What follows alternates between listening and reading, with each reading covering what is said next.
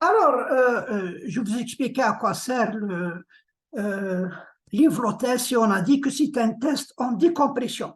Alors, la méthode, c'est quoi? La méthode qu'on utilise maintenant, c'est quoi? C'est que on descend les tiges nues avec un paquet de tests, comme le paquet qu'on utilise en workover, par exemple, pour détecter s'il y a une fuite dans le tubage et tout. Donc, il y a un paquet de tests. Là, il n'y a pas de vent de fond, il n'y a que les tiges nues avec le paquet. Bon, une fois qu'on est arrivé au fond, qu'est-ce qu'on fait? On pompe du gasoil. On pompe un certain volume de gasoil. Alors, bon, nous avons le top drive ici, nous pompons le gasoil. Que va faire le gasoil? Puisque le gasoil a une densité inférieure à celle de la boue, donc il va alléger la colonne hydrostatique. Si maintenant on a pompé le gasoil et on purge, qu'est-ce qu'il va y avoir? Il va y avoir un backflow, c'est-à-dire la boue qui est à l'extérieur, puisque la colonne hydrostatique à l'extérieur est supérieure à la pression hydrostatique à l'intérieur, il va y avoir un backflow et il y a un certain volume de gasoil qui va retourner en surface et le niveau ici va se baisser. Bon, si le bouchon n'est pas étanche, ça, on va créer une venue. Mais on ne va pas créer une venue de cette façon, elle sera difficile à contrôler parce que le puits est fermé. Alors, on veut, si le bouchon n'est pas étanche, on veut créer une venue, mais par l'intérieur et non pas par l'extérieur, parce que par l'intérieur, c'est facilement contrôlable. Alors, qu'est-ce qu'on fait, nous? Il ne faut pas purger pour le moment. Qu'est-ce qu'on fait? On pompe. Là, lorsqu'on pompe et on arrête le pompage, qu'est-ce qu'on va lire en tête? On va lire la différence entre la pression hydrostatique à l'extérieur et la pression hydrostatique à l'intérieur. Puisque la pression hydrostatique à l'intérieur a été diminuée par le bouchon de gaz. Donc, la différence, cette pression hydrostatique moins cette pression hydrostatique va être lue ici. Par exemple, on va lire 20 bars, par exemple. On retient la pression, on ne purge pas. Maintenant, qu'est-ce qu'on va faire? On va ancrer le paquet. Maintenant, puisqu'on a ancré le paquet, alors on va imaginer tous les scénarios possibles. Si tout va bien, et on purge, parce que là, il y a 20 bars et on purge, qu'est-ce qu'il va se passer? Si le bouchon est étanche et si le paquet est étanche, il est bien ancré, si on purge, on va tout simplement purger la pression. En plus, les 20 bars, ça va retomber à zéro et ça reste comme ça. Rien ne va se passer. On va lire en tête des tiges zéro et tout va rester comme ça. Parce que là, il n'y a plus de communication avec la pression dans l'espace annulaire. Elle est empêchée par le paquet. Donc, il n'y a pas de pression qui va s'appliquer à l'intérieur pour lire une certaine pression. Lorsque là, on purge, on va directement descendre à zéro et ça va rester comme ça. Si on lit zéro ici, le niveau dans l'espace annulaire est stable, donc le test est positif, c'est-à-dire que notre bouchon est en bon état, il est bien fait. Mais il y a d'autres cas. Si, par exemple, lorsqu'on aura pompé le bouchon de gasoil et on crée le paquet, on commence à purger. Lorsqu'on commence à purger, il faut surveiller le niveau dans l'annulaire. Si on remarque que le niveau de la boue dans l'annulaire chute, c'est dû au fait que le paquet est mal ancré ou bien il n'est pas étanche. Donc, il y a une fuite au paquet, c'est-à-dire qu'il y a une communication avec l'espace annulaire et l'intérieur. Voilà, pourquoi il y a la chute de niveau. Donc, là, on doit arrêter, on doit purger complètement, on doit désancrer le paquet, remonter, tout ça. Mais si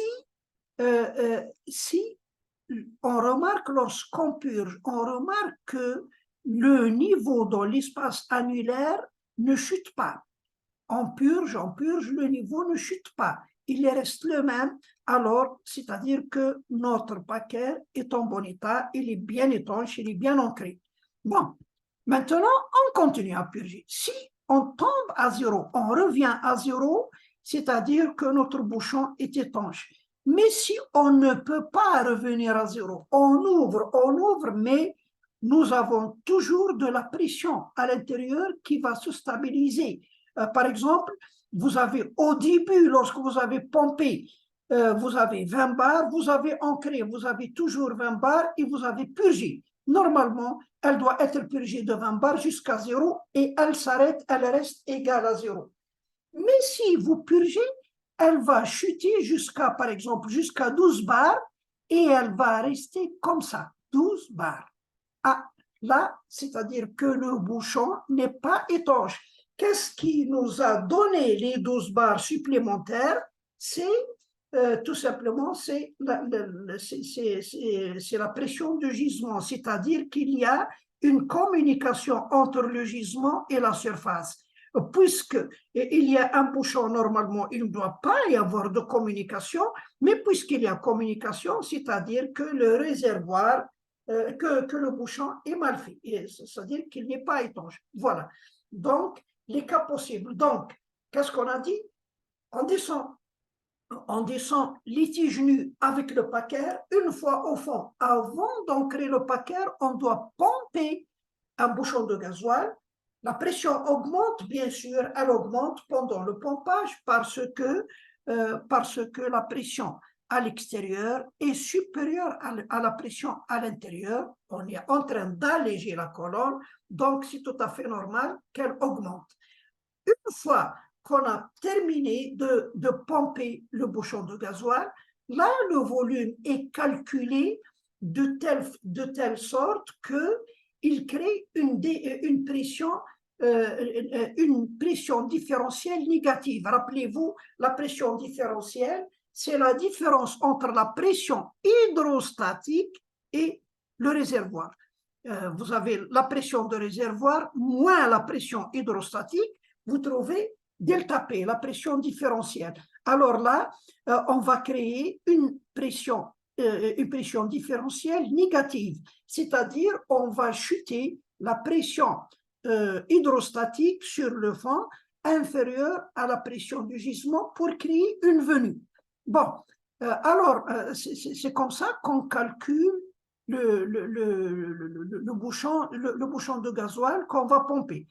Alors, une fois qu'on a pompé le bouchon de gasoil, nous allons lire par exemple 20 bars.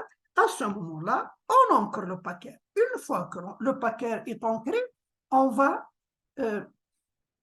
purger. Alors, lorsqu'on purge, on doit surveiller le niveau.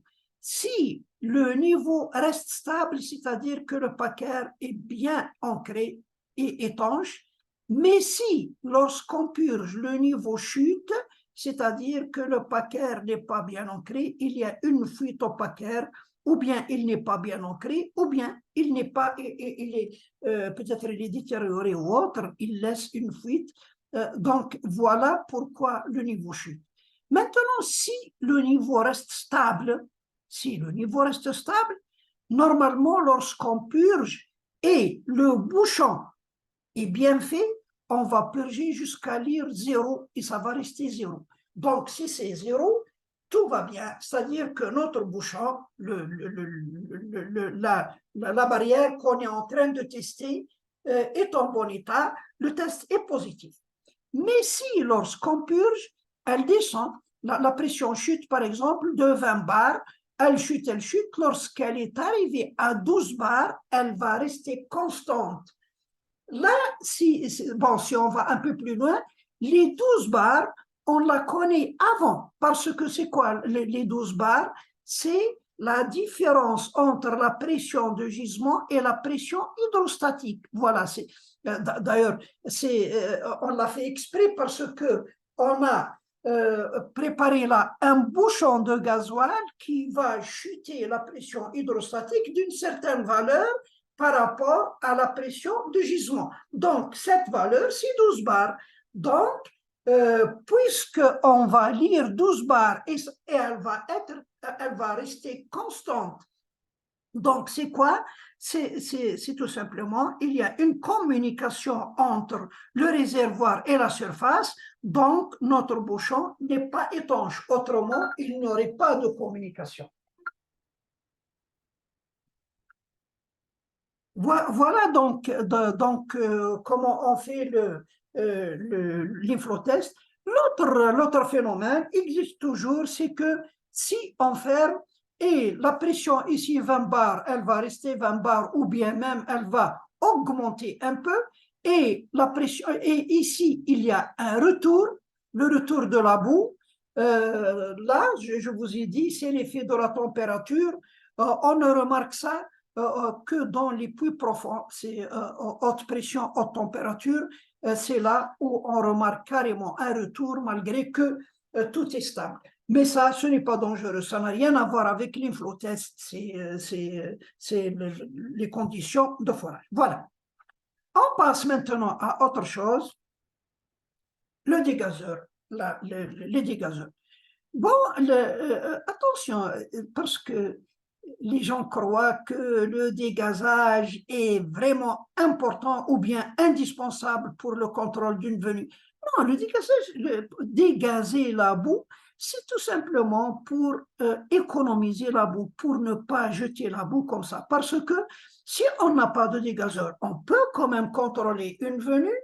Euh, c'est qu'au début, lorsqu'on contrôle la venue, le bouchon de gaz est trop fond, on récupère la boue qui n'est pas gazée du tout ou bien elle est légèrement gazée. C'est plutôt, ce n'est pas le gaz de la venue, c'est plutôt le gaz cutting qu'on a produit parce qu'on était en train de forer le réservoir avant d'avoir la venue. Alors, le gaz cutting, il n'a pas besoin du grand séparateur, il peut être éliminé avec le petit dégazeur. Voilà donc le premier retour de la boue.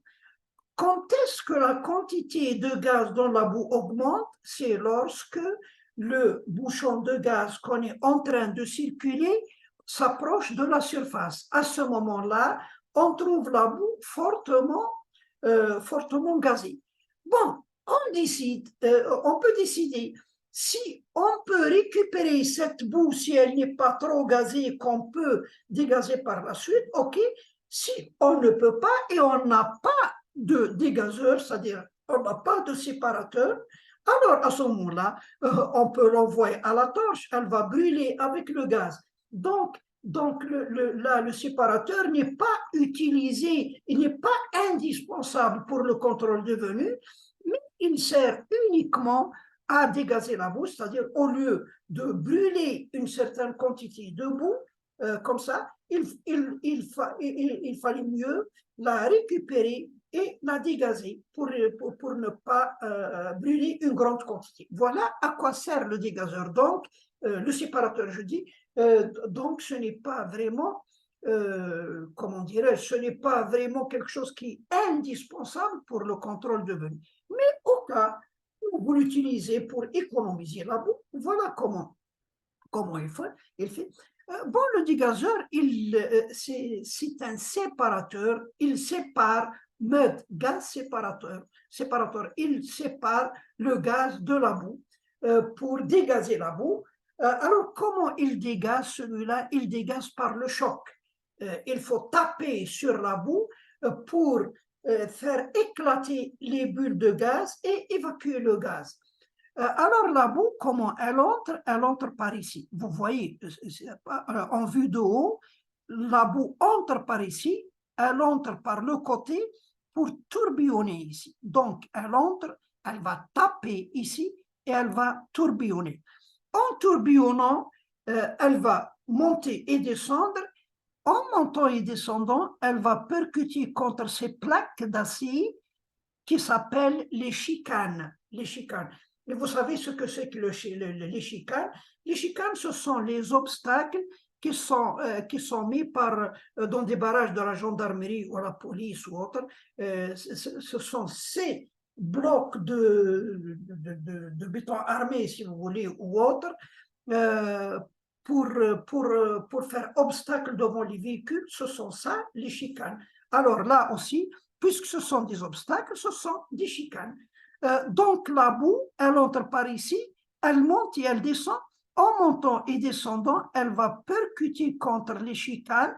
Donc en percutant, il va y avoir un choc et les bulles vont s'éclater et le gaz va sortir. Voilà comment travaille ce dégazeur. Alors, lorsque la boue entre et elle va percuter contre les chicanes, le gaz va s'échapper et la boue, est partiellement dégazée. Alors, qu'est-ce qu'il va se passer? La boue, parce qu'elle est lourde, elle va décompter au fond, tandis que le gaz qui est léger va s'échapper par l'eau. Donc là, il y a le retour, on va récupérer la boue par là, par le bas, tandis que le gaz va s'échapper ici dans la conduite d'évacuation où il va être brûlé.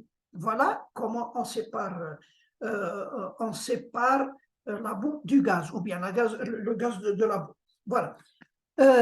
Alors, seulement il y a une chose, c'est que là, s'il y a une grande quantité de gaz, qu'est-ce qu'il va se passer? Bon, la boue va sortir rapidement et le gaz va sortir par là, mais seulement ici, il y a un étranglement.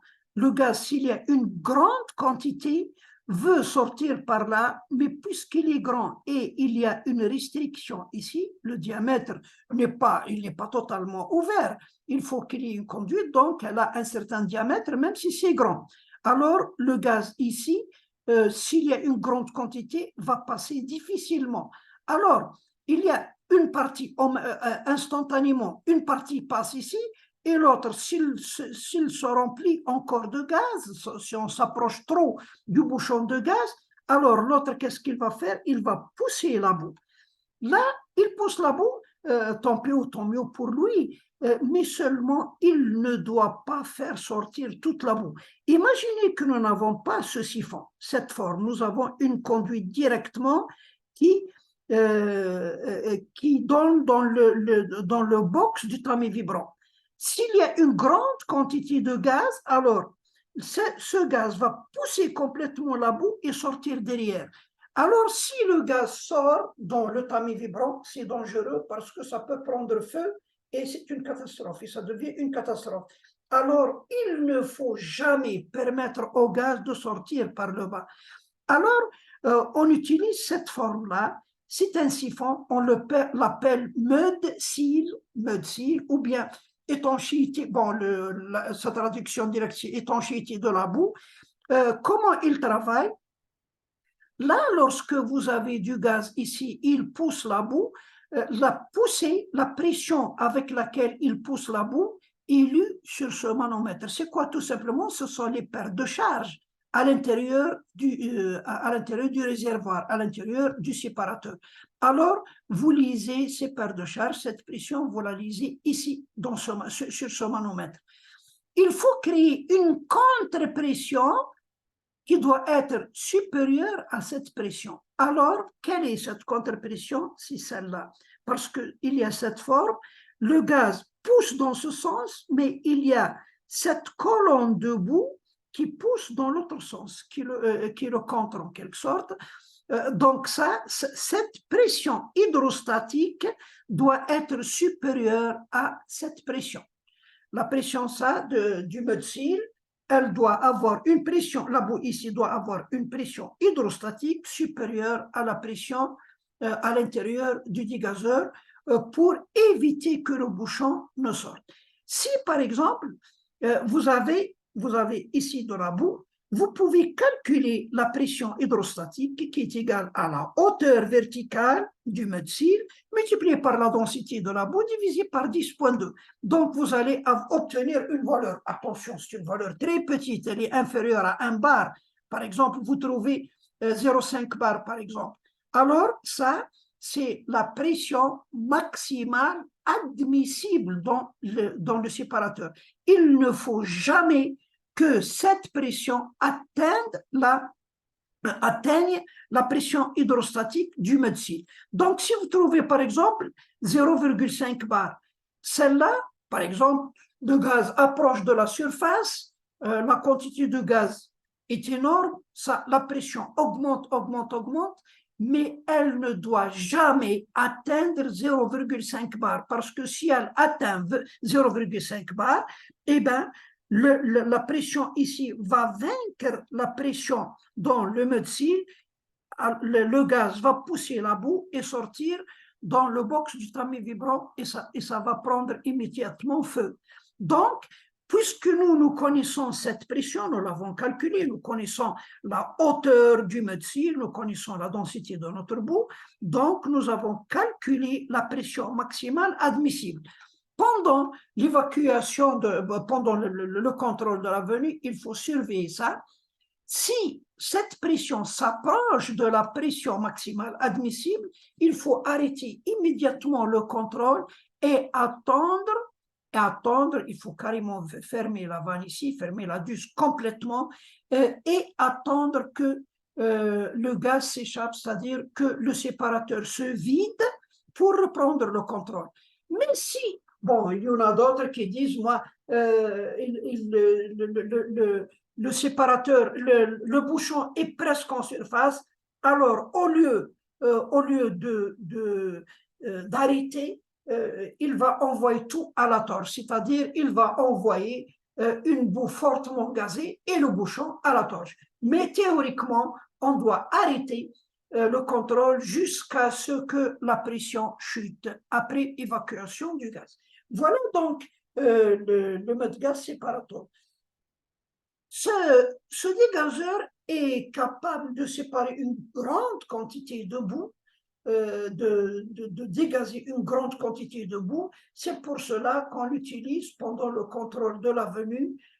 C'est pour évacuer pour dégazer le maximum de boue. Seulement, il lui est difficile de dégazer une boue trop visqueuse. Parce que là, une boue trop visqueuse, il est difficile que les bulles éclatent par le choc. Il faut plusieurs chocs pour que la bulle éclate. C'est pour ça qu'il est difficile de dégazer une boue trop visqueuse. Il y a l'autre dégazeur, c'est le dégazeur à vide. Celui-là, il ne travaille pas par le choc, il travaille plutôt par le vide. Vous savez, en surface, vous avez la pression atmosphérique. Alors, là en haut, on doit créer le vide. Alors, la boue, lorsqu'elle entre, elle est aspirée par la pompe ici à vide, la boue entre ici. Elle entre en couches très fines. On va voir pourquoi les couches sont très fines. Il faut créer le vide ici. Dans la boule, dans la bulle de gaz, dans la bulle de gaz, dans la boue, elle est entrée de l'extérieur, c'est-à-dire à l'extérieur, il y a la pression atmosphérique qui est supérieure au vide. Lorsque la boue entre ici, elle trouve le vide. Donc, il y a une pression différentielle entre le gaz à l'intérieur de la bulle et l'extérieur. L'extérieur, il y a le vide, tandis qu'à l'intérieur de la bulle, il y a le gaz à la pression atmosphérique. Puisque la pression à l'intérieur est supérieure à la pression à l'extérieur de la bulle, la pression à l'intérieur va pousser la bulle jusqu'à l'éclater et le gaz va s'échapper. Voilà comment travaille le vide, ce n'est pas comme le choc. Malheureusement, cette méthode est efficace seulement. Elle ne peut pas dégager une grande quantité parce que le vide n'éclate que les bulles qui sont en surface de la boue. Tout ce qui est au-dessous, il n'est pas affecté par le vide, donc il n'affecte que les bulles qui sont à la surface. C'est pour ça qu'on utilise une couche très fine de boue pour qu'elle soit dégazée. Si la couche est, disons, plus épaisse, la couche supérieure va être dégazée, mais les autres bulles qui sont au-dessous ne seront pas dégazées. Voilà pourquoi ce dégazeur dégaze une petite quantité. Et c'est pour cela qu'on l'utilise pour éliminer uniquement la petite quantité de gaz, du gaz cutting, lorsqu'on forme un réservoir. Par contre, il a un avantage sur le séparateur, c'est qu'il peut dégazer une boue même si elle est trop visqueuse. C'est pour ça on peut l'utiliser en série avec celui-là. C'est-à-dire celui-là, il dégaze la première fois. Bon, il ne peut pas dégazer à 100%, il y a toujours une petite quantité de gaz qui va rester dans la boue, même si la boue n'est pas visqueuse. On récupère la boue partiellement, disons, dégazée par celui-là, elle passe par le tamis vibrant, la boue entre dans les bacs, bon, le bac de décantation, et à ce moment-là, le séparateur, le dégazeur à vide va l'aspirer et va la dégazer une deuxième fois, c'est-à-dire une deuxième couche si vous voulez. Peut-être le premier va dégazer à 85%, celui-là peut-être il va dégazer 10%, c'est-à-dire ça devient 95%, et les 5% ne peuvent pas être éliminés. Donc c'est comme ça qu'on fait. Moi, j'ai terminé les cours, j'ai terminé les principes et procédures, j'ai terminé les équipements, c'est tout ce que j'ai. Bon, je pense que on va entamer on va entamer la correction des exercices. Je souhaiterais, je le répète pour la énième fois, je souhaiterais que vous avez fait tous les exercices avant de commencer commencer la correction, et je vous remercie.